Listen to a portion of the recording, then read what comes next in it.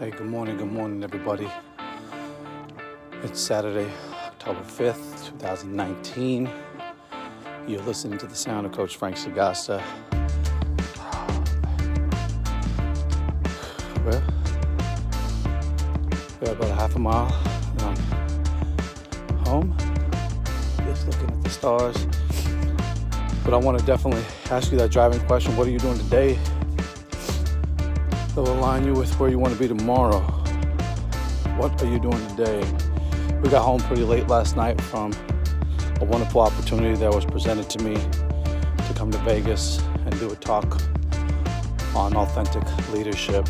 I'm going to share just the 4 pillars that I described in what leadership is. So, number 1, it was a great opportunity again. And Richard, if you hear this again, I'm definitely honored and privileged that you asked me to come up and give a talk on leadership. And I'm definitely honored to get that opportunity to meet some of the folks there in your organization. It was a great time. It was a great time. But I want to go ahead and share some things that I have learned on this journey.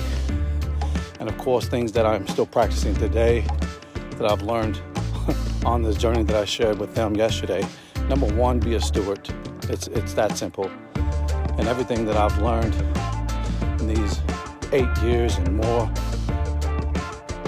than the last 8 years, these 5 years of stepping into my authentic self is, you know what? Be a servant, be a steward. If I ever want to be anything close to the great creator himself, God Almighty, Jesus Christ, who came to this earth and was probably the greatest leader of all times, to have that magnificent power, to have that magnificent ability to share this unique opportunity, because the reality is we all share the same opportunity, the same hours in a day. And he was the greatest leader to get to. If I want to compare myself to anybody, I want to try to get to that level. Will I make it before he returns? That's all in his hands. But the reality is, it's all in his hands. But the reality is I have the opportunity to do so. I have the opportunity, just as well as you do, to chase after information, to chase after knowledge, to chase after wisdom, to chase after a great understanding of who you surround yourself with. So, stewardship, serving others. Next one is very simple. Trust.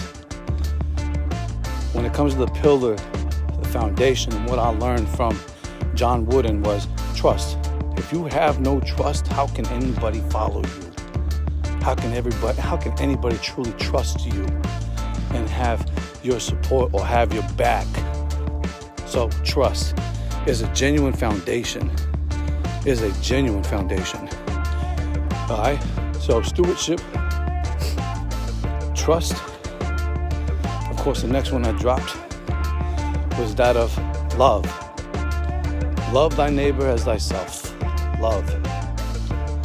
A 4-letter word that most people lose today in today's culture, today's society. They lose that specific word. Love. Gotta love. You know, one of the things that I admired, and I shared this with those folks yesterday up in Vegas, was what I just shared with you right now is the same thing I shared with them. And I said, Dr. Martin Luther King said it very, very adamantly. He said, the most persistent and urgent question ever asked is, what have you done for others? And so, come back home. So ultimately, you got to ask yourself, what are you doing for others? Not just yourself, but what are you doing for others, right? And the last pillar I shared with these folks in Las Vegas. Sorry, give me a second to catch my breath. But the last pillar that I shared with them last night was attitude. If there's anything I've ever learned in this process, all the books that I've read, and to help you understand what I'm specifically talking about, 2 to 3 books a month. could tell you a little bit about how much I'm applying to my mind, to my heart and soul, and to the foundation of my home. But attitude is the greatest word. And Ralph Emerson once said this. Ralph Waldo Emerson once said this: "It is not what lies beneath you, nor what is before you, in comparison to what is within you."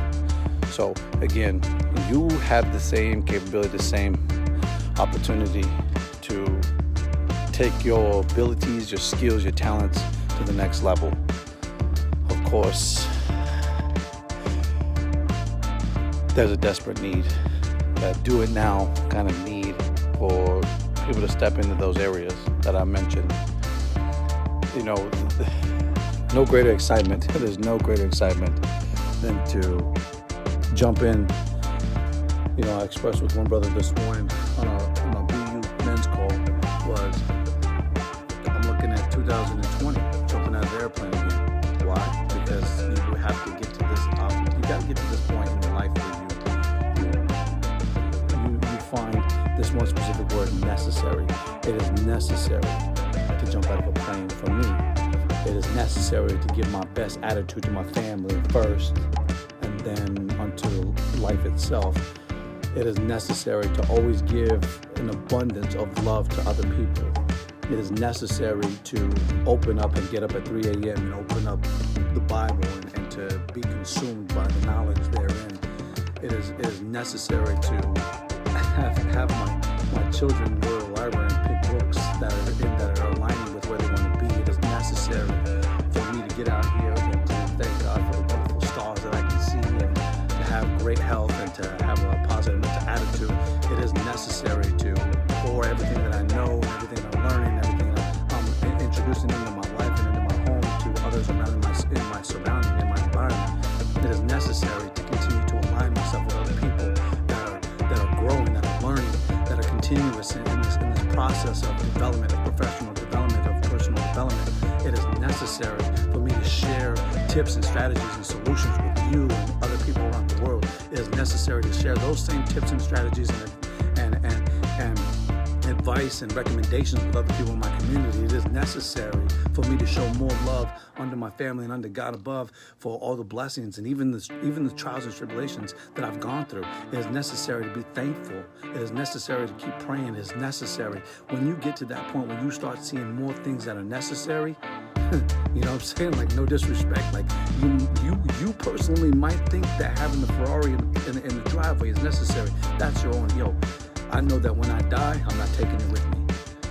I know that when I die, the white picket fence and the big mansion and the billions of dollars that I make, that I'm not taking that with me. There's a house prepared for me. You get what I'm saying? It's necessary to know these things.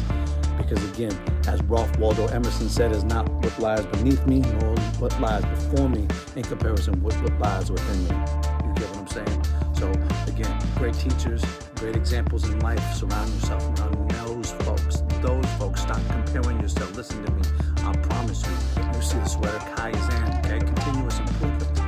5 years. 5 straight solid years. 3 year.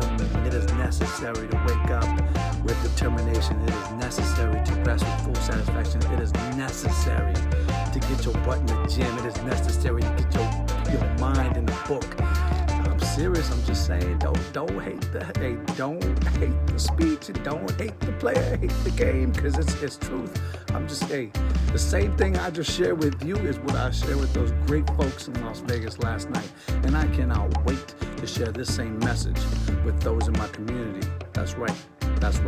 Those in my community. Hey, be blessed today. I gotta get in here and get the rest of my workout.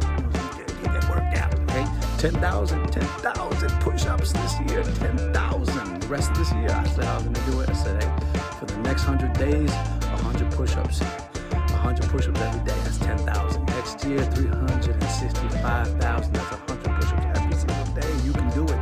You can do anything you want to. Anything you want to. You just have to have a little faith. Be blessed, y'all. Have a great and magnificent day. And as always, make every single day a masterpiece.